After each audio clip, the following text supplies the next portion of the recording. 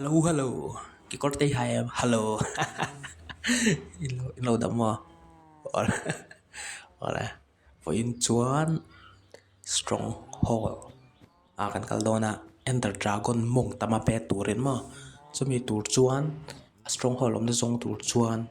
thil pani kan mamo ni. Blaze rot le khonge enter Paul. Horsey.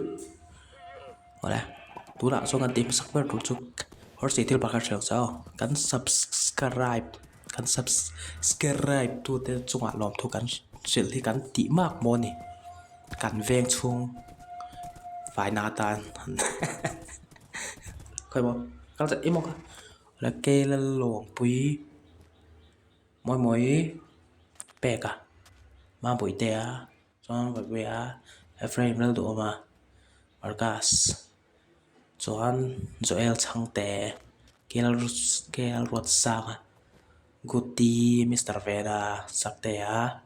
chuan zolte a he ta din di daral te DK craft xxxxxx Mizo boy chuan loma Joela Dorothy duat nawi sakte a kan lome kan channel temin lo view saka wangin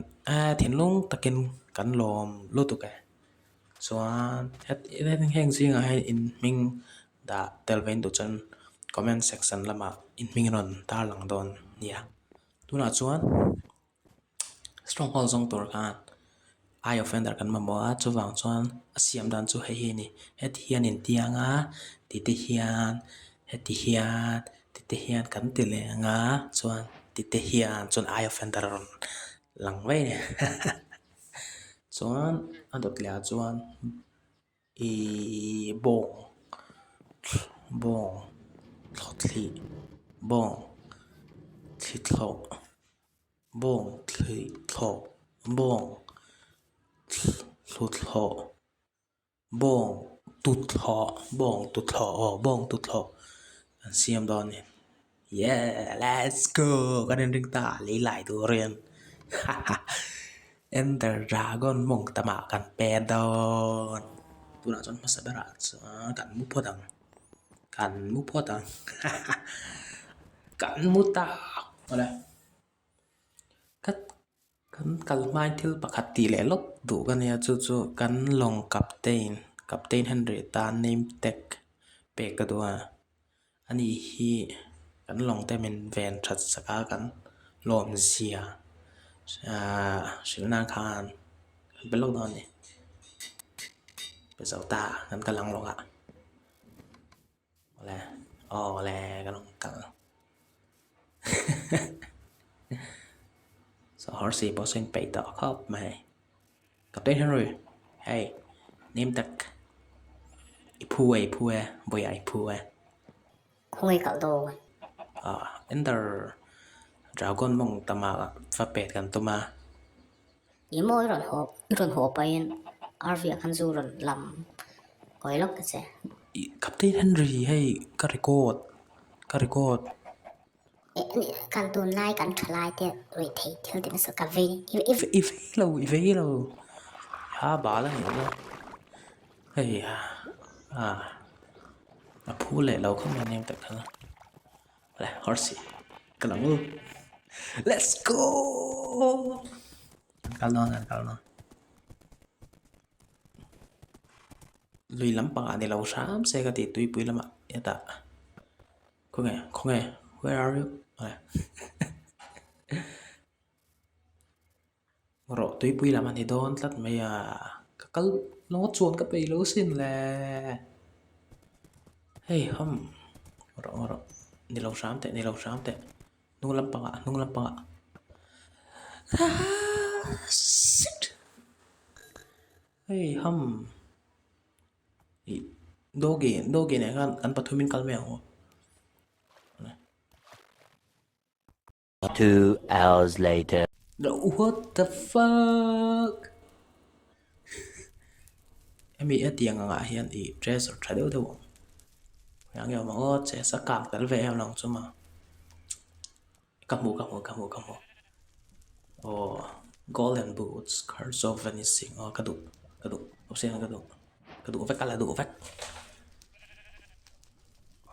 mu photela chon tu ga kan zawng thaleng le horse ngat khalama khana ni lo khalam kha kan kal na tu lo nung lama turn around ani lo ani pukai halam pom ani lo bawk enjoy la helam pang zo ke lo enjoy la kan va mang yo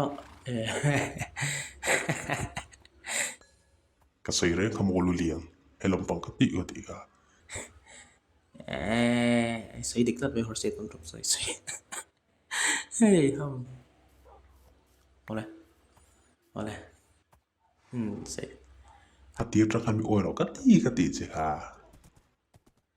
horse sei dik tat mai ton ton sa ole kan puta stronghold kan puta emin wai na om kakal main fence kan siam ro kang kan horse pai lo tlan bo hi tum phe zela mo khoi ka shui khoi tai lom ro ta hian chon dogi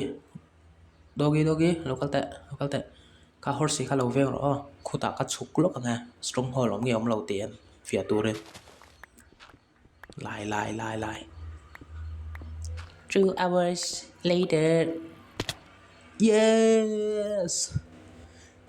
anh em lai yeah stronghold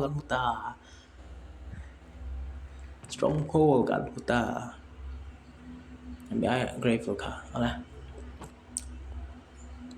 khỏe nhiều so guys so kan huta stronghold and portal ole ngoro thil pakhat lava khu kala ê ngoro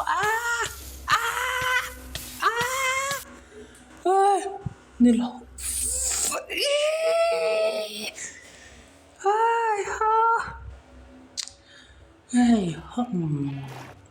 hey mình phải số cái thi lo thi hey tên Henry kamu ta off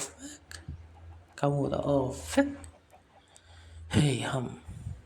boya thil pot ka shrek cho iwo melo ente hian chunga yoma kan tla thale ni ma se melo zero hian kan chole the ni motivation là tringa mày à hola bul rang kan tran thaliang nia captain Henry soi kha dik achi ba ka no ma kan tla thale a ma se kan chole the ni hei hring nun chuan ni helmet khumila chest plate chuan leggings boots ma se kan kal le mai thil pakhat te ka du chu XP kan XP engzat ma kan nei lo level engza ma nei lo ka XP farm a hian en farm zoi ka chon kan let le en portal a stronghold a level 1 level 2 ti hian XP 50 tal ni nuan le wala eng po chuni sin za vai chunga kalom ma channel temin lo view do wangin za vai bye hule next episode ta hule don ya